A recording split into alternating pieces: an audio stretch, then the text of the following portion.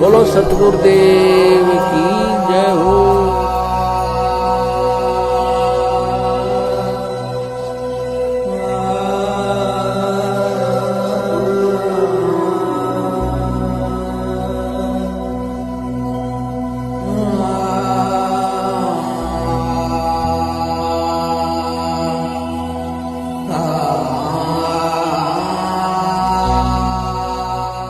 पहले तो बात है उनकी इस दलील पे विश्वास नहीं किया जा सकता पहली नजर में जी। लेकिन फिर भी ये अदालत में यह दलील दी जाएगी जो निचली अदालत होगी जिसमें केस ट्रायल होगा उसमें अदालत क्या फैसला लेगी तो उस वक्त पता लगेगा जी। लेकिन प्रारंभिक तौर पर अगर इनको खुद को बंधक बनाया गया था अगर हम इन्हीं की बात को सच मान लें जी तो इनको बंधक बनाने वाले कौन थे? बिल्कुल। वो भी इन्हीं के लोग थे, इन्हीं के समर्थक थे।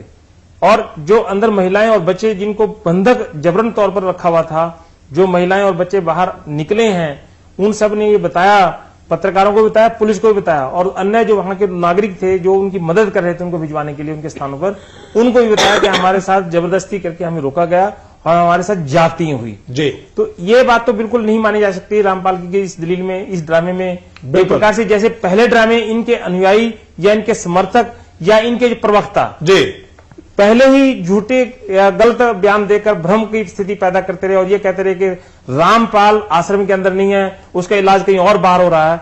और एवं तहलका लगातार ये बता रहा था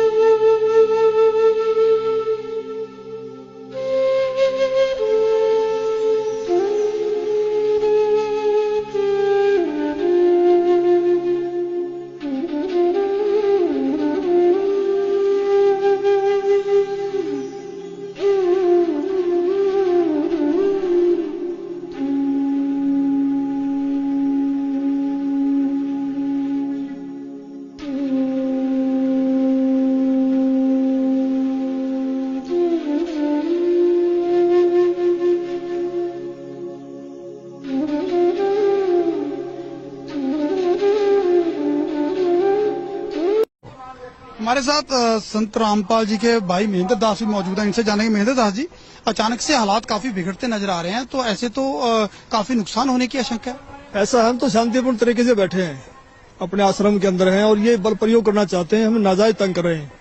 लेकिन आश्रम के लोग भी जैसे टकराव की स्थिति में नजर आ रहे हैं, तो क्या कोई बीच का रास्ता नहीं निकल सकता? बीच का तो यही है कि माननीय न्यायाधीश को चाहिए कि अपने पर विचार करे। हमको डकैत नहीं है, इतना बड़ा ये केस नहीं है, एक कोर्ट की अवमानना केस उन्होंने खुद बनाया और खुद सुन रहे हैं, इसमें न्याय की उम्मीद है। लेकिन जिस तरह से पुलिस कह रही है यहाँ तो गिरफ्तारी करनी पड़ेगी क्योंकि हाईकोर्ट के आदेश हैं, तो क्या संत रामपाल आत्मसमर्पण कर सकते हैं? अब वो यहाँ है ही नहीं, स्वास्थ्य इलाज करवा रहे हैं, बाहर गए हैं, उनको बाहर शिफ्ट कर दिया हमने परसों। लेकिन क्या वो आत्मसमर्पण करने के लिए तैयार हो जाएंगे? अगर हमारी हाई कोर्ट में बेल कैंसिल करते हैं तो नहीं होंगे, तो नाजायज बेल कैंसिल करने जा रहे हैं और उस पर सुनवाई है। अब उस केस का इस अवमानना से क्या लिंक था? ये अवमानना बनाई इसीलिए गई थी कि उस बेल कैंसिल करके अंदर ठोक दें। एक सबसे बड़ा सवाल यही है कि आपका कहना है कि संत रामपाल आश्रम के अंदर मौजूद नहीं है। अगर संत रामपाल आश्रम के अंदर मौजूद नहीं है तो क्यों फिर पुलिस को रोका जा रहा है? पुलिस अगर जाकर के चेक करती है संत रामपाल नहीं होंगे तो पुलिस वापस चली जाएगी। क्योंकि यहाँ कल एसडीएम ने और डीसी ने बताया, एसडीएम आदेश पड़ रहा था कि हमने इसको सील कर लिया है, नाजायज तरीके सील करने के आदेश दिए, अपने आश्रम को नहीं छोड़े, आश्रम की सुरक्षा के लिए बैठे अब हम। ठीक है, ओके। तो ये थे महेंद्र दास, संत रामपाल के भाई हैं और जो आश्रम के प्रवक्ता राज कपूर ने हमसे बात की। इनका कहना है कि आश्रम के लोग किसी भी हाल में पीछे नहीं हटेंगे, यानी कि अगर पुलिस आगे जाएगी तो इनका कहना है कि यह लोग अपनी जान तक देने के लिए तैयार हैं, यानी कि सीधा सीधा कह सकते हैं कि टकराव की स्थिति यहाँ पर पैदा हो चुकी है। अब देखना होगा कि ऐसे हालातों में आखिर इस मामले का निपटारा कैसे होगा, कैसे हाईकोर्ट के आदेश का पालन होगा और कैसे हो पाएगी संत रामपाल की गिरफ्तारी। कैमरामैन सुमित क्लियर के साथ नृपिंदर सिंह ब्राड़, एबीपी न्यूज, बरवाला, हिसार।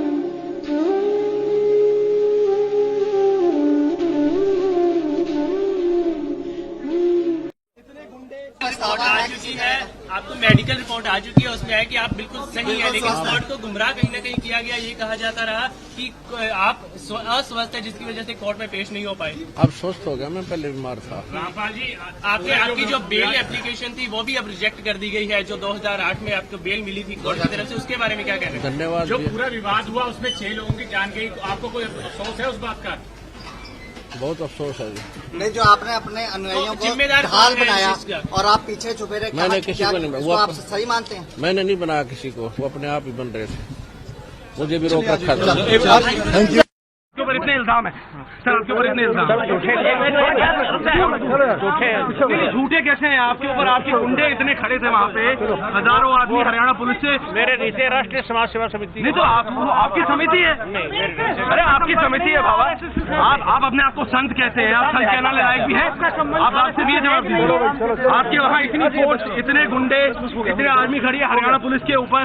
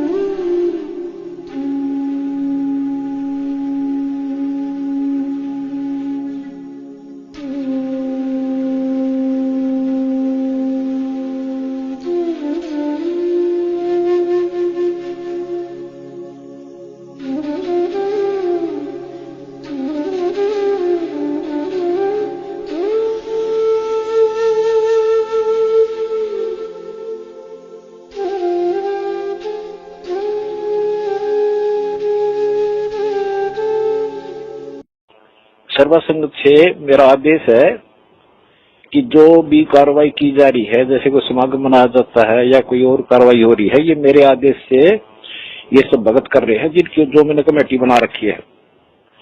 इनके ऊपर विश्वास करो, अगर इससे अलग चलोगे तो तुम गुरुद्रोही में आ जाओगे। मैं सबकी डिटेल मंगाऊंगा, कौन कौन क्या क्या बकवास कर रहे हैं, उनको फिर मिशन से निकाल दूंगा, ताकि ये खत्म हो जाओगे भगवान के दरबार से, समझ गए।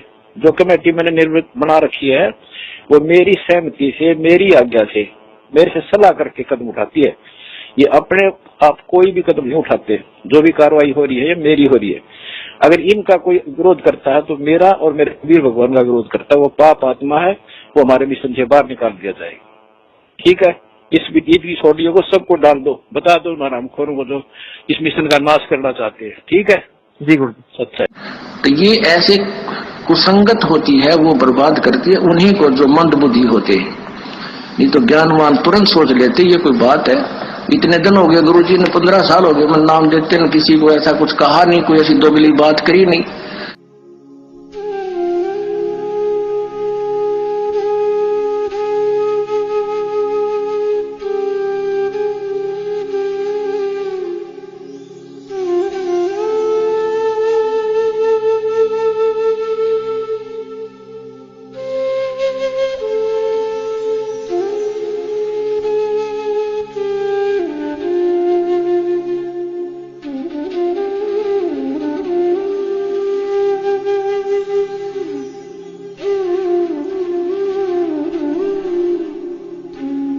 इस बारे में आपकी क्या राय है? हमारा संत रामपाल जी को और उसकी संगत को बहुत बहुत धन्यवाद। और उन्होंने हमें आज 11 लाख रुपए चंदा देकर भी आंदोलन में भी मदद की। और मैं तो ये कहना चाहूंगा कि संत रामपाल जी के ऊपर भी जो जुल्म हुए, और उस जुल्म को जब वे उनके दर्शन करने उनके शरणार्थी जाते हैं तो उस पर भी तमाम अत्याचार किए जाते हैं, लाठियां बरसाई जाती है। सरकार उनको तंग कर रही, और जो आर्य समाज के उनके बीच में डिस्प्यूट है उसको भी दूर कराने की कोशिश करेंगे, क्योंकि हम खुद आर्य समाजी हैं।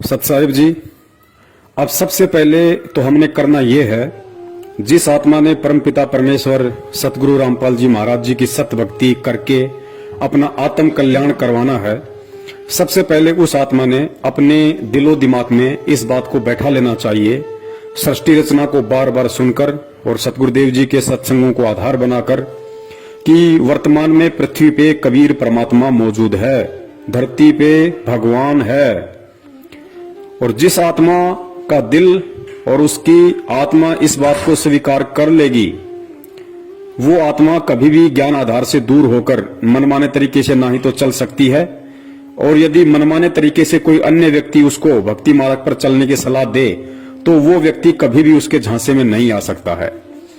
क्योंकि सतगुरुदेव जी ने बताया कि जब तक आप अपने गुरु को परमात्मा के रूप में नहीं देखोगे तब तक तो आपकी भक्ति शुरू भी नहीं होती है, चाहे आपने कोई सा भी नाम ले रखा है। तो सबसे पहले तो हमने आदरणीय गरीबदास जी महाराज जी की जो वाणी है कि गुरु को मानुष कर जानते ते नर कहिए अंध और मैं दुखी संसार में आ गए यम के फंद, अपने ऊपर इस वाणी को बिल्कुल भी लागू नहीं होने देना है। क्यों? क्योंकि हमने गुरु को मानुष नहीं समझना है, ना ही मानना है। और जिस आत्मा को यह समझ में आ गया कि गुरु रूप में इस पृथ्वी पे वर्तमान में साक्षात कबीर परमेश्वर मौजूद हैं, तो वो आत्मा विश्वास आधार से इस भक्ति पे दृढ़ होकर लगी रहेगी। फिर उस आत्मा को चाहे कोई कितना ही भ्रमित करने की कोशिश करे, उसे कोई कितने ही उल्टे सीधे आदेश सुनाए, उसे कोई कितना ही डराए धमकाए, वो आत्मा ज्ञान आधार के विपरीत नहीं चल सकती है। तो सबसे पहले हमने ये देखना है कि हिसार जेल में जो बैठे हैं वे सतगुरु रामपाल जी महाराज जी नहीं बल्कि कबीर परमेश्वर हैं। और सबसे बड़ा धोखा जो संगत खा रही है, जितने भी इन कॉल एजेंटों के बहकावे में आकर, सतलोक आश्रम मैनेजमेंट हरियाणा वालों के बहकावे में आकर, इनके तानाशाही फरमानों की पालना करके जितने भी लोग अपने कर्म फोड़ रहे हैं या सतगुरुदेव जी के ज्ञान विपरीत कर्म कर रहे हैं, उन सब ने हिसार जेल में केवल संत रामपाल जी महाराज जी को देखा है और देख रहे हैं।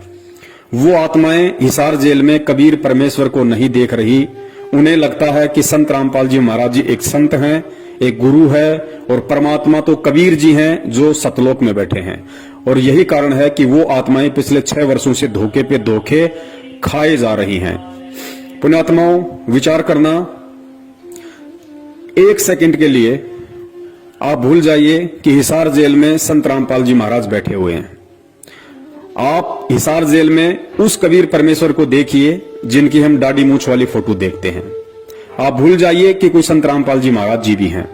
आप ये देखिए कि हिसार जेल में वर्तमान में जो बैठे हैं वे कबीर परमेश्वर बैठे हैं, सफेद दाढ़ी मूंछ वाले बैठे हैं। और जब आप उस कबीर परमेश्वर को सफेद दाढ़ी मूंछ वाले रूप में हिसार जेल में बैठा हुआ देखेंगे, और उसके बाद यदि आपसे कोई कहे कि हिसार जेल से कबीर परमेश्वर जी के आदेश आए हैं कि हमने हरियाणा की कांग्रेस सरकार को वोट डालना है, बीजेपी को हराना है, उसके 6 महीने बाद में आदेश आए कि हमने दिल्ली में केजरीवाल को हराना है और नरेंद्र मोदी की बीजेपी वाली पार्टी को जिताना है, जैसा कि सतलोक आश्रम मैनेजमेंट हरियाणा वालों ने ये सब नाटक किए हैं। संगत से कभी कांग्रेस को वोट डलवाए हैं तो कभी बीजेपी को वोट डलवाए हैं।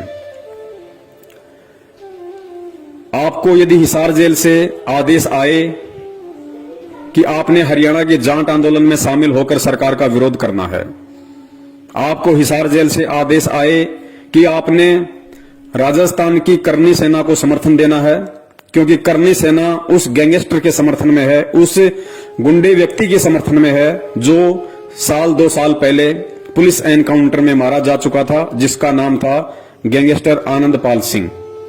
क्या आप एक गैंगस्टर के समर्थन में उसकी सीबीआई जांच में खड़े हो सकते हैं जब आपकी अंतरात्मा इस बात को जान रही है कि हिसार जेल में साक्षात कबीर परमेश्वर दाढ़ी मूंछ वाले बैठे हैं? आप बिल्कुल भी इन आदेशों की पालना नहीं करेंगे। ना ही तो आप बीजेपी को वोट देंगे, ना ही आप कांग्रेस को वोट देंगे, ना ही आप किसी भी कुपात्र को दान देंगे, ना ही आप किसी भी गैंगस्टर की सीबीआई जांच का समर्थन करेंगे, जब तक आप हिसार जेल में दाढ़ी मूंछ वाले कबीर जी को देख रहे हैं। उसके बावजूद भी आप लोगों ने वो सारे उल्टे कर्म किए सतलोक आश्रम मैनेजमेंट हरियाणा के कहने पे। आप लोगों ने कांग्रेस को भी वोट दिए, आप लोगों ने बीजेपी को हराने के लिए कांग्रेस का समर्थन किया। फिर अगले 6 महीने बाद में दिल्ली में आप लोगों ने बीजेपी को जिताने के लिए केजरीवाल की गवर्नमेंट का विरोध किया, लोगों को जा जाके उत्साहित किया कि केजरीवाल को हराना है, बीजेपी को जिताना है। उसके बावजूद भी आप लोगों ने उसी गैंगस्टर आनंदपाल सिंह की सीबीआई जांच का समर्थन किया और आपने उसी राजपूत करनी सेना को राजस्थान के अजमेर में एक सभा के दौरान 5 लाख रुपए का चेक दिया। और उसके बाद उसी राजपूत करनी सेना का जब भिवानी के अंदर सम्मेलन था तो वहां भी आप लोग शामिल हुए। क्यों शामिल हुए? क्योंकि आप हिसार जेल में उस कबीर परमेश्वर को नहीं देख रहे थे, बल्कि आप हिसार जेल में संत रामपाल जी महाराज जी को देख रहे थे। अर्थात अभी तक आप लोगों ने अपने गुरु को कबीर नहीं माना, वरना आप ये कुक्रम, जब आपको ये कहा गया था कि ये हिसार जेल से गुरुजी का आदेश है, यदि उस समय आप अपने गुरु को कबीर के रूप में देख रहे होते तो कदापि आप इस तरह का कोई भी घटिया और ज्ञान आधारित आदेश नहीं मानते। तो यही सबसे बड़ी भूल हमने 650 साल पहले की थी और यही भूल हम वर्तमान में दोहराने जा रहे हैं कि हम गुरु को मानुष मान रहे हैं। और परमेश्वर की वाणी है कि गुरु मानुष कर जानते ते नर कहिए अंध, होवे दुखी संसार में और आग गए यम के फंद। तो सबसे पहले तो हमने इस बात को अपने दिलो दिमाग से निकाल देना है कि हम किसी सामान्य संत या किसी सामान्य व्यक्ति की शरण में हैं। हम जिस समर्थ की शरण में हैं वो स्वयं कबीर परमेश्वर है। और जब आपको इतना यकीन हो जाएगा तो आप ना ही तो किसी भी फर्जी नामदान केंद्र पे जाओगे, ना ही आप किसी को इन फर्जी नामदान केंद्रों से नाम दीक्षा दिलवाओगे, ना ही आप इन फर्जी नामदान केंद्रों से अन्य कोई दूसरा नाम लेने के लिए जाओगे, ना ही आप किसी हिसार की तारीखों पे घुटने तोड़ते हुए 10 गालियां खुद खाने और 10 गालियां अपने गुरुदेव को दिलवाने के लिए जाओगे, ना ही आप इन मनवस सतलोक आश्रम मैनेजमेंट हरियाणा वालों के किसी भी तानाशाही फरमान को मानोगे, क्योंकि आपकी आत्मा स्वीकार कर चुकी है कि मैं जिसकी शरण में हूं वो साक्षात कबीर है। और कबीर कभी भी दोगली बात नहीं कर सकता, कबीर कभी भी अपने भक्ति विधान के खिलाफ कोई भी आदेश नहीं दे सकता। तो सबसे पहले हमने गुरु को परमेश्वर मानना है, हृदय से आत्मा से स्वीकार करना है। और यह तब होगा जब हम सृष्टि रचना को बार बार सुनेंगे और सत्संगों की प्रत्येक लाइन पे गहनता से विचार करेंगे कि गुरुदेव इस सत्संग में किस वाणी का और क्या मतलब हमें समझाना चाहते हैं। उसके बाद में जिन लोगों को इन फर्जी नामदान केंद्रों से सन 2014 के बाद से नाम मिल चुका है, चाहे आपको प्रथम नाम मिल चुका है, चाहे आपको शतनाम मिल चुका है, और आज यदि आपको सच्चाई का पता चल गया है तो आपने सपने में भूलकर भी इन नामदान केंद्र और इन नामदान केंद्रों पर बैठे कुपात्रों की शकल तक नहीं देखनी है, वरना आप बहुत बड़े दोषी होगे। क्योंकि बरवाला कांड करवाने में मुख्य भूमिका सतलोक आश्रम मैनेजमेंट हरियाणा की ऊपर वीडियो में आप जी देख चुके हैं। और वही सतलोक आश्रम मैनेजमेंट हरियाणा का मुखिया महेंद्र भगोड़ा वर्तमान में सभी नामदान केंद्र खोल के बैठा है गुरु की आड़ में। तो आप यदि इन नामदान केंद्रों पे जाते हो, इन कुपात्रों को ज्योति पाठ दान का पैसा देते हो, इन कुपात्रों के फर्जी आदेशों को मानते हो, या इन कुपात्रों के कहने से आप जी गुरुजी की तारीखों पर हिसार में जाते हो व्यर्थ में अपना समय और पैसा बर्बाद करने, तो आप जी अभी अपने गुरु को कबीर परमेश्वर नहीं मान पाए हैं और आप जी भक्ति मार्ग में धोखा खा रहे हो। तो हमने बिल्कुल भी इन लोगों से किसी भी प्रकार का आध्यात्मिक संपर्क नहीं रखना है। तो जिन लोगों ने प्रथम नाम और सतनाम ले लिया है अनजाने में इन नामदान केंद्रों से, अब आगे उन्होंने इन नामदान केंद्र वालों से, सतलोक आश्रम मैनेजमेंट हरियाणा से, गुरुजी के परिवार वालों से और हर उस व्यक्ति से, चाहे वो भगत ही क्यों ना हो, जो सतगुरु के ज्ञान को आधार बनाकर नहीं चल रहा है और देखा देखी में चल रहा है, भेड़ चाल में, उस व्यक्ति से हमारा किसी भी प्रकार का कोई संबंध नहीं होना चाहिए। क्योंकि परमेश्वर कहते हैं कबीरा तहां जाइए रह संतन की प्रीत, इष्ट मिले और मन मिले, मिले सकल रस रीत। परमेश्वर कहते हैं भगत ने केवल उसी व्यक्ति या भगत के पास बैठना चाहिए जिसके रीति रिवाज, जिसका मन, जिसका इष्ट, जिसके कायदे कानून सेम हो, मिलते हों। तो वर्तमान में संगत में दो ग्रुप हैं।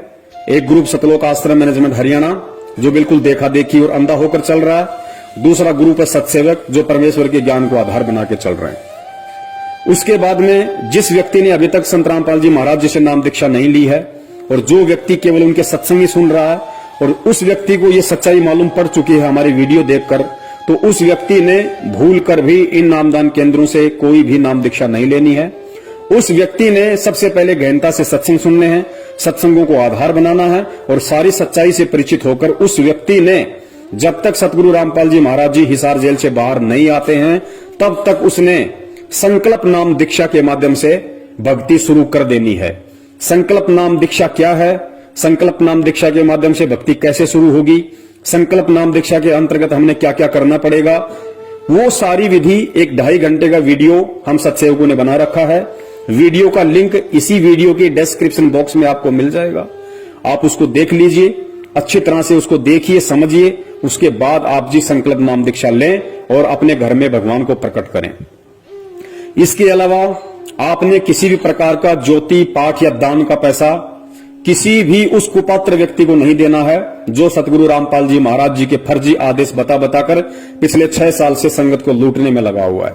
गुरुदेव कहते हैं कि गुरु बिन दान पुण्य जो कर ही मिथ्या होय कभू न फल ही, और गुरुदेव कहते हैं कि गुरु बिन माला फेरते गुरु बिन देते दान, गुरु बिन दोनों निष्फल है चाहे पूछो वेद कुरान। और परमात्मा कहते हैं गुरु बिन होम यज्ञ जो साधे औरों मन 10 पातक लागे, यानी बिना गुरु की आज्ञा के, बिना गुरु के आदेश के।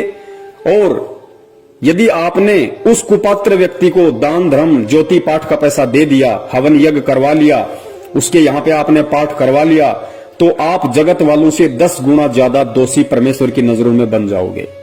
तो हमने ये गलती अब भूल कर भी नहीं करनी है, क्योंकि जब हमें विश्वास हो जाएगा और हमारी अंतरात्मा इस बात को स्वीकार कर लेगी कि मेरा गुरु साक्षात कबीर है, तो आपको यह भी विश्वास हो जाएगा कि वो कबीर हिसार की जेल में बैठने के लिए नहीं आया है, उस कबीर का कोई खेल है।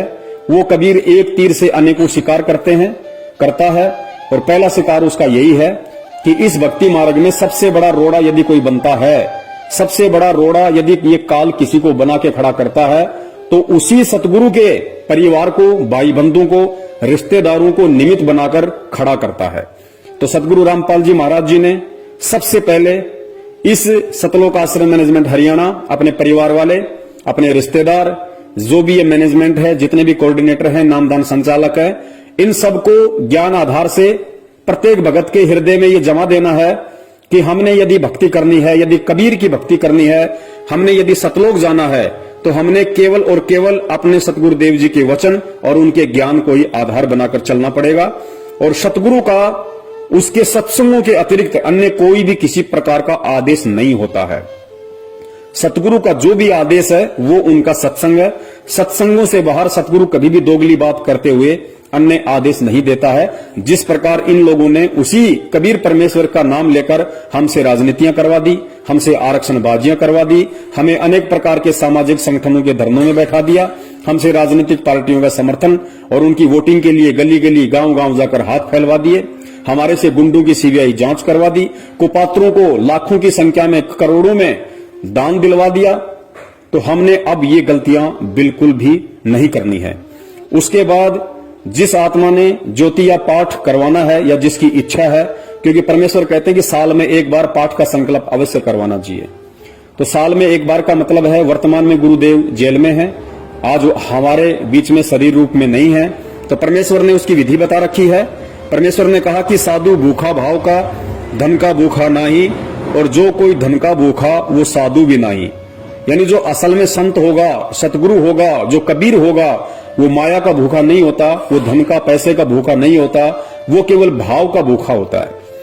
तो हमने जहां अपने घर में परमेश्वर का दरबार लगा रखा है, वहां पे हमने दंडवत प्रणाम करके, यदि हमने ज्योति संकल्प करनी है तो हम ज्योति की प्रार्थना करेंगे, यदि हमने पाठ का संकल्प करना है तो हम पाठ का संकल्प करेंगे, और परमेश्वर को दंडवत करके हम ये प्रार्थना करेंगे कि हे परमपिता परमेश्वर, आपका दास या दासी आप जी के चरणों में ज्योति का संकल्प करता है। हे परमेश्वर, इस दास के इस संकल्प को स्वीकार करें, और परमात्मा जिस दिन आप साक्षात हमें दर्शन देंगे, जब आप आश्रम में आएंगे, परमेश्वर उस समय, आज मैं जो संकल्प कर रहा हूं आपकी प्रेरणा से, परमेश्वर उस समय जो भी पैसा आप बताएंगे, आप कहेंगे, उतना पैसा मैं आप जी के कर कमलों में दूंगा। तो साधु भूखा भाव का, धन का भूखा नहीं। परमेश्वर अंतर्यामी होता है, घट घट का वासी होता है। इस तरीके से हमने ज्योति पाठ का संकल्प करना है। सेम लाभ परमात्मा देंगे क्योंकि ये सतगुरु का वचन है और भक्ति मार्ग में सतगुरु का वचन ही सर्वोपरि होता है, सर्वोत्तम होता है और सतगुरु का वचन ही उनके सत्संग होते हैं। इसके अलावा सतगुरु का यदि कोई सबसे बड़ा आदेश है तो सतगुरु के द्वारा हमें जो नित्य नियम दिया गया है वो सतगुरु का सबसे बड़ा आदेश है। हम सुबह सुबह जो नित्य नियम करते हैं वो केवल हमारे लिए आदेश है, सतगुरु का वो हमारे लिए आदेश है। हमने उन वाणियों पे अमल करना है, हम सभी ने उन वाणियों के अनुसार अपनी रहनी और करनी को करना है, जिससे कि सतगुरुदेव जी प्रसन्न हो, सतगुरुदेव जी हम पे खुश हों और हमारे को भक्ति धन से परिपूर्ण करें। तो आपने इस तरीके से जब तक सतगुरु रामपाल जी महाराज जी हिसार जेल से बाहर नहीं आ जाते हैं तब तक आपने इस ज्ञान को आधार बना के रखना है। और जब तक हम ज्ञान को आधार बना के नहीं चलेंगे, ज्ञान को आधार नहीं बनाएंगे, सतगुरु कभी भी हमारे से प्रसन्न नहीं होगा। परमेश्वर ने कहा कि 3 युगों से तुम्हें ये धर्म के ठेकेदार इसी तरह भगवान की आड़ में लूटते आए हैं और वर्तमान में भी यदि हम इन काले अंग्रेज और धर्म के व्यापारी सतलोक आश्रम मैनेजमेंट हरियाणा के हाथों लूटते रहेंगे, पिटते रहेंगे, तो पुण्यात्माओं फिर क्या फायदा उस परमेश्वर का ये शिक्षा देने का, और क्या फायदा फिर उस परमेश्वर से ये तत्व ज्ञान लेने का, और क्या फायदा फिर ये कबीर की भक्ति करने का। तो हमने हर स्थिति में सतगुरुदेव जी को खुश करना है, सतगुरुदेव जी को प्रसन्न करना है। और एक चीज अपने दिलो दिमाग से निकाल देना कि सतगुरुदेव किसी भी कानूनी प्रक्रिया से बाहर आएंगे। सतगुरु यदि बाहर आएगा तो अपने बच्चों को ज्ञान आधार से चलता हुआ देख कर आएगा, क्योंकि यदि हम अपने गुरु को कबीर मान रहे हैं और मान चुके हैं तो ये भी निश्चित है कि इस दुनिया की कोई भी जेल उस कबीर को 4 दीवारी में कैद करके नहीं रख सकती। वो कबीर अनंत कलाओं का स्वामी है, वो एक रूप में जेल में है, दूसरे रूप में हम सबके घर में और घट में विराजमान है, तीसरे रूप में वो सतलोक में बैठा हुआ है। और परमेश्वर भी कहते हैं कि मोकू कहां ढूंढे रे बंदे, मैं तो तेरे पास में। परमेश्वर हमें रोज संध्या आरती में पढ़ाते हैं कि घट ही में गंगा, घट ही में यमुना और घट ही में है जगदीश, सतगुरु तारेंगे। तो जब तक हम इन वाणियों पर विश्वास और अमल नहीं करेंगे और हम उस कबीर परमेश्वर को, उस गुरुदेव को यदि हम अपनी अज्ञानता और मूर्खता के चलते हम उनको नामदान केंद्रों पे देखेंगे, हम उनको हिसार में देखेंगे, हम उनको मैनेजमेंट के जो कि काल एजेंट है उसके सत्संगों में देखेंगे, तो पुण्यात्माओं हम कभी भी उस परमात्मा के दिल में जगह नहीं बना पाएंगे और कभी भी हम ज्ञान आधार से इस भक्ति पे नहीं चल पाएंगे। और जब तक हम ये दोनों गलतियां करते रहेंगे परमात्मा कभी भी हम पे प्रसन्न नहीं होगा। तो आप सभी ने इस ज्ञान को आधार बनाकर सतगुरुदेव जी को प्रसन्न करना है और अपने भक्ति धन को बचा के रखना है। कोई भी काल एजेंट, कोई भी काल का दूत हमें किसी भी मोड़ पे कोई भी उल्टा आदेश बताकर लूट ना सके। सतगुरुदेव जी ने तो एक समय यहां तक कहा था अपने बच्चों पे विश्वास करके कि बच्चों, जिस व्यक्ति ने 2 से 3 साल तक इस ज्ञान को सुन लिया उसको ब्रह्मा विष्णु महेश भी आ जाए तो उसको भ्रमित नहीं कर सकता। जबकि हम देख रहे हैं कि जिन व्यक्तियों ने 10-10 साल से नाम ले रखा, 20-20 साल से नाम ले रखा है, उनको ब्रह्मा विष्णु महेश तो छोड़िए, ब्रह्मा विष्णु महेश के नाखून के बराबर भी जो नहीं है, सतलोक आश्रम मैनेजमेंट हरियाणा ये पिछले 6 साल से किस कदर उन भक्तों की दुर्गति करवा रहा है, उनको ज्ञान के विपरीत चलवा रहा है। तो फिर हम कब उस लायक बनेंगे जिस लायक हमें सतगुरु यहाँ पे ज्ञान देकर बनाने आए हैं। तो हमने विश्वास के साथ भक्ति करनी है और हम अपने गुरु को यदि कबीर मान चुके हैं तो विश्वास रखना कबीर बाहर आएगा, कबीर पूरी सृष्टि को नाम देगा। कबीर का वचन है, कबीर ने कबीर सागर में लिखवा दिया था कि धर्मदास जब वो 5505 वर्ष वाला समय बीत जाएगा उसके बाद एक समय ऐसा आएगा जब पूरी सृष्टि मेरे से नाम लेगी, हर घर में सतनामी होंगे। और परमेश्वर ने कहा था कि सकल सृष्टि परवानिक हुई और मालिक कहते हैं घर घर होगा बोध विचारा।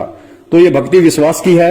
अगर विश्वास नहीं है तो चाहे आप कितनी ही भक्ति कर लो, कितना ही आप दिखावा कर लो, कितना ही आप दान धर्म कर दो, आपको कुछ भी मिलने वाला नहीं है। ठीक है, जो आप ये 5 यज्ञ आप जी करते हैं ये आपको मिल जाएगा, लेकिन आपको कबीर और उसका सतलोक नहीं मिलेगा। तो इस तरीके से सतगुरु रामपाल जी महाराज जी के हिसार जेल से आने तक, और विश्वास रखना सतगुरु चाहे आए कल, सतगुरु चाहे आए 10 साल बाद, सतगुरु चाहे आए 20 साल बाद, और चाहे सतगुरु की मौज वो जेल से ना आए, लेकिन हमने यदि उनको कबीर मान लिया है, सतगुरु मान लिया है, तो हमने ज्ञान आधार की पूंछ पकड़ के इस भक्ति मार्ग पे निश्चिंत होकर लगे रहना है। क्योंकि पुण्यात्माओं, विचार करना, सतगुरु के मिलने से पहले आप और हमें बिल्कुल भी नहीं पता था कि सतगुरु क्या होता है, सतलोक क्या है, मोक्ष क्या है, और हमारा ये जीवन प्राप्त करने का मकसद क्या है। तो परमात्मा ने खुद ही हमारा हाथ पकड़ा, खुद ही हमें ये जानकारी करवाई। तो निश्चित सी बात है पुण्यात्माओं, जब हमारी कोई औकात ही नहीं है, जब हमारी अपनी कोई सोच और विचार ही नहीं है, और कबीर परमेश्वर ने खुद हमें एक सोच दी, हमें एक विचार दिया, हमें इस भक्ति मार्ग पे लगाया, तो जाहिर सी बात है हमें सतलोक पहुंचाने का काम, हमें सतलोक में बैठाने की जिम्मेदारी स्वयं उस कबीर परमेश्वर की है। अब वो उनकी मर्जी, वो चाहे तो इस जन्म में बैठा दे, वो चाहे तो अगले 10 जन्म के बाद बैठा दे। हमें बिल्कुल भी इस बात की चिंता नहीं करनी है, क्योंकि हम अपना सब कुछ कबीर परमेश्वर को सौंप चुके हैं। ऐसा नहीं है कि हम आज पहली बार उस कबीर परमेश्वर की शरण में आए हैं। अनंत युग हो गए हमें इस परमात्मा की शरण में रहते हुए, और जब अनंत युग बीत जाते हैं तब ये ज्ञान थोड़ा थोड़ा समझ में आने लगता है। क्योंकि परमेश्वर ने मीराबाई के लिए कहा था कि साधु सेती मस्करी, चोरा नाल खुशहाल, मल अखाड़ा जीतेंगे ये युगों युगों के माल। मल अखाड़ा यानी भक्ति रूपी अखाड़ा केवल वही आत्मा, वही पहलवान जीतेगा जो युगों युगों से कबीर परमेश्वर की भक्ति करता आ रहा है। तो जितनी बार भी हम इस कबीर परमेश्वर की शरण में आए हैं, हर बार हम यही सोचते थे कि अब की बार हमारा मोक्ष पक्का है, अब की बार हमारा मोक्ष पक्का है, जैसा आज हम वर्तमान में सोच रहे हैं। लेकिन क्या उन युगों में हमारा मोक्ष हुआ? नहीं हुआ। हमारे चाहने से कुछ नहीं होगा, क्योंकि परमेश्वर कहते हैं कि मनु मनोरथ ना कीजिए, तेरा किया ना होए, जय पानी से घी निकले तो लूखा खाए ना कोई। तो जब हमने अपना तन मन धन सब कबीर परमेश्वर को सौंप दिया है, तो हमने निश्चिंत हो जाना चाहिए कि वो परमेश्वर अब हमें 84 लाख योनियों में नहीं जाने देगा। जब तक हम पार नहीं हो जाते, जब तक हम सतलोक में नहीं पहुंच जाते, तब तक वो परमेश्वर हमें मानव जन्म देकर अपनी शरण में लेता रहेगा। तो इतना आश्वस्त प्रत्येक उस आत्मा को हो जाना चाहिए जो आत्मा अपने सतगुरु में कबीर को देख रही है। और यदि कोई अपने गुरु को संत रामपाल मान रही है, उन्हें एक मां के पेट से जन्म लिया हुआ जीव मान रही है, उन्हें मानुष समझ रही है, उस आत्मा की तो फिर दास कुछ नहीं कह सकता। उस आत्मा का तो फिर अपना संस्कार है, जैसा उसे मिलेगा वैसा ही उसे मिलना है। दास यहां जो बात कर रहा है, जो बता रहा है, वो केवल उस ज्ञान आधारी आत्मा के लिए बता रहा है जो आत्मा इस भक्ति मार्ग पर ज्ञान को आधार बनाकर और अपने मोक्ष प्राप्ति के मकसद से जुड़ी है या फिर आगे जुड़ने वाली है। तो दास का यही निवेदन है, इस विधि से यदि आप जी करते हैं जो विधि परमेश्वर का ज्ञान बोलता है, मेरे अपने कोई विचार नहीं है, मेरी अपनी कोई सोच नहीं है, मैं 2 कौड़ी का जीव हूं। आज अगर मैं कुछ बोल पा रहा हूं तो केवल परमेश्वर की रजा से, उन्हीं के ज्ञान आधार अनुसार बोल पा रहा हूं। दास की स्थिति केवल वैसी है जैसा कि कहते हैं कि अल्लाह मेहरबान तो गदा पहलवान, इससे बढ़कर कोई औकात नहीं है। जिस भाई को उचित लगे वो सतगुरु रामपाल जी महाराज जी के इसार जेल से आने तक इस विधि से इस सत भक्ति मार्ग पर लगा रहे, और जिस भाई को नहीं मानना है तो भक्ति मार्ग में किसी पे कोई बाध्यता नहीं है। परमेश्वर ने आत्माओं को सतलोक में भी स्वतंत्र रखा हुआ था, और परमेश्वर ने यहां भी आत्माओं को स्वतंत्र रखा हुआ है। और काल भगवान के साथ वचन था, काल ने कहा था कि परमात्मा आप धरती पे जाओगे, अपना ज्ञान प्रचार करोगे, जो आपके ज्ञान को समझकर आपको स्वीकार करे वो आपका, और जो आपके ज्ञान को स्वीकार ना करके आपको स्वीकार ना करे वो परमेश्वर मेरा, आप जबरदस्ती किसी को ना ले जाना। और सतलोक में भी यही था, परमात्मा ने हम सभी आत्माओं को स्वतंत्र रखा हुआ था। जब काल ने कहा कि परमात्मा मुझे ये आत्माएं दे दो, तो परमेश्वर ने उसको मना कर दिया कि सब कुछ दे सकता हूं, और ब्रह्मांड से तो और ले ले, लेकिन ये आत्मा मेरा निज अंश है, ये मैं तुझे नहीं दे सकता। हाँ, यदि कोई आत्मा अपनी स्वेच्छा से तेरे साथ में जाना चाहे तो वो तू ले जा सकता है। इसका मतलब परमात्मा ने वहां पे भी आत्मा को स्वतंत्र रखा हुआ है। और वहां जब आत्माओं ने उस स्वतंत्रता का दुरुपयोग किया, नाजायज फायदा उठाया, तो उसका जो परिणाम है, जो सजा है, आज हम यहाँ अनंत युगों से गधे, कुत्ते और सुअर बनकर भोग रहे हैं। और वर्तमान में भी उसी परमात्मा ने हमें स्वतंत्र रखा हुआ है। और स्पेशली हिसार जेल जाने के बाद तो हम सबको खुला छोड़ दिया, बिल्कुल हमें अपने से अलग कर दिया कि अब तुम केवल मेरे द्वारा दिए गए ज्ञान को आधार बनाकर चलो, और ये साबित करो कि तुम कितना मुझे पहचान पाए, कितना तुम इस भक्ति मार्ग को पहचान पाए, और कितना अभी तुम सतलोक जाने के लिए तैयार हुए हो। तो आत्मा आज भी स्वतंत्र है, और स्वतंत्रता का ये फायदा काल उठा रहा है कि काल अपना चाल खेलकर, अपना दाव खेलकर इन आत्माओं को उसी गुरु की आड़ में, उसी गुरु के नाम से कभी राजनीति करवाता है, कभी आरक्षणबाजी करवाता है, कभी गुंडों की सीबीआई जांच करवाता है, कभी मनमाने तरीके से ज्योति पाठ करवाता है, तो दान का पैसा लेता है, जो कि सतगुरु के भक्ति विधान में बिल्कुल भी नहीं है। तो समझना आप लोगों ने है, विचार आप लोगों ने करना है। किस तरह से, किस विधि से आपने परमेश्वर को खुश करना है और अपना ये अनमोल मानव जीवन सफल बनाना है। दास ने जो कहना था सतगुरु आशीर्वाद से संदेशा आप जी को दे दिया, क्योंकि सेवक का काम केवल संदेशा देने का होता है, जबरदस्ती उसकी पालना करवाने का नहीं होता है। आगे आपकी अपनी सोच, आपकी अपनी बुद्धि, आप किस तरीके से इस भक्ति मार्ग पर चलते हैं और किस तरीके से आप अपने सतगुरु को प्रसन्न करते हैं। सत साहिब जय हो बंदी छोड़ की। बंदी छोड़ सतगुरु रामपाल जी महाराज की जय हो। साहेब जी सतगुरुदेव की जय हो। जगत गुरु तत्वदर्शी संत रामपाल जी महाराज की जय हो। बंदी छोड़ जग परम पिता परमात्मा केशव कबीर साहेब की जय हो। बंदी छोड़ जगत गुरु तत्वदर्शी संत रामपाल जी महाराज की जय हो। सत साहेब जी। जयपुर वाले पवन भगत तन कर दिया पर्दा फास, रे घबराना नहीं। जयपुर वाले पवन भगत तन कर दिया पर्दा फास, रे घबराना नहीं। तेरी भली करेंगे संत राम पाल, घबराना नहीं। तेरी भली करेंगे संत राम पाल, घबराना नहीं। बरवाड़ा का कांड करण ये रही उनका नाम बताया। मैनेजमेंट और सेवा समिति ने ऐसा जुल्म कमाया। मैनेजमेंट और सेवा समिति ने ऐसा कहर कमाया। दूत काल के बन गे भगत भाई, दूत काल के बन गे भगत भाई। करके गुरु को बदनाम, रे घबराना नहीं। जयपुर वाले पवन भगत तन कर दिया पर्दा फास, रे घबराना नहीं। तेरी भली करेंगे संत राम पाल, घबराना नहीं। जगत गुरु संत राम पाल जी जाते जाते बता गए, सेवा समिति मेरी नहीं आ, मीडिया में सब सुना गए। जो भी जुल्म करा मेरे पर, जो भी जुल्म करा मेरे पैवा, सब मैनेजमेंट का काम, रे घबराना नहीं। जयपुर वाले पवन भगत तन कर दिया पर्दा फास, रे घबराना नहीं।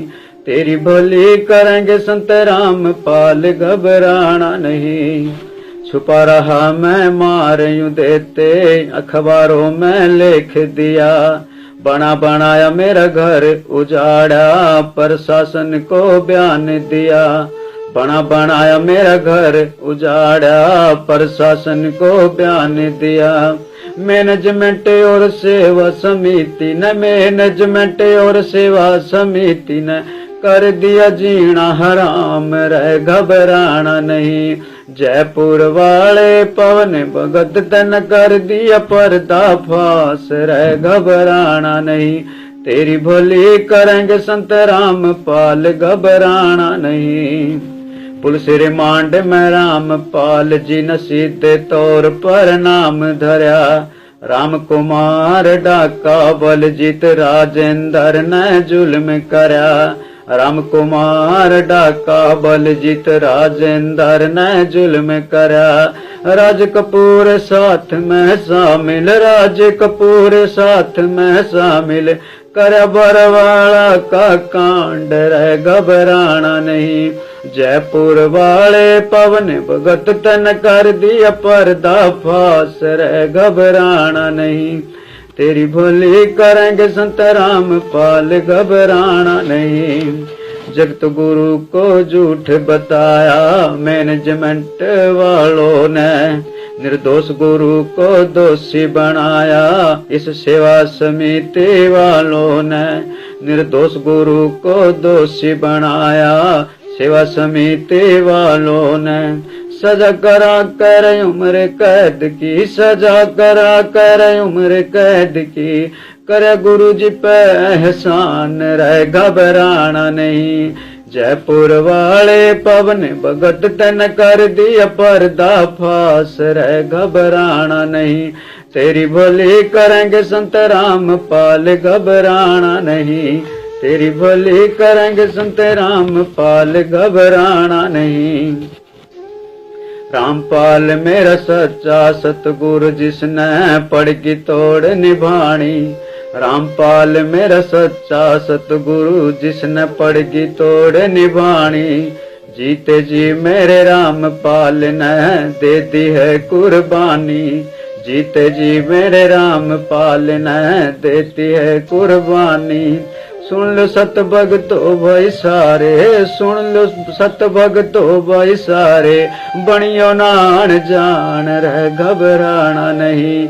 जयपुर वाले पवन भगत तन कर दिया पर्दा फास, रह घबराना नहीं।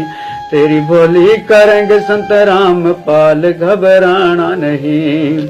गोंदवाला में रण सिंह कह रहा, चुप रहा ना जावे। गोंदवाला में रण सिंह कह रहा, चुप रहा ना जावे। सेवा समिति मैनेजमेंट का करना पड़ा सफाया। मैनेजमेंट और सेवा समिति का करना पड़ा सफाया। और सहा नहीं जाता हमसे, और सहा नहीं जाता हमसे, सतगुरु का अपमान, रह घबराना नहीं। जयपुर वाले पवन भगत तन कर दिया पर्दा फास, रह घबराना नहीं। तेरी भली करेंगे संत रामपाल, घबराना नहीं।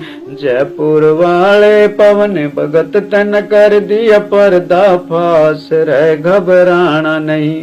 तेरी भली करेंगे संत रामपाल, घबराना नहीं। तेरी भली करेंगे संत रामपाल, घबराना नहीं। सत साहेब जी।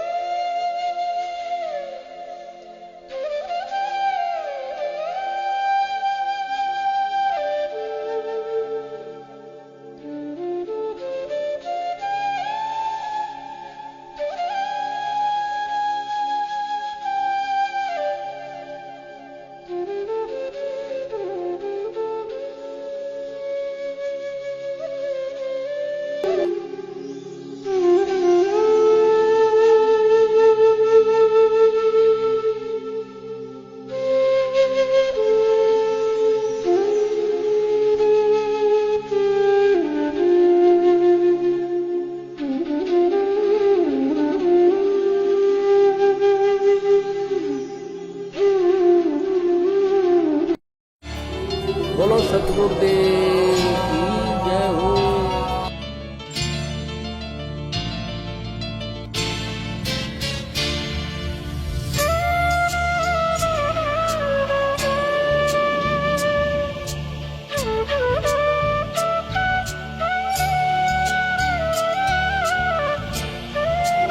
बोलो सतगुरुदेव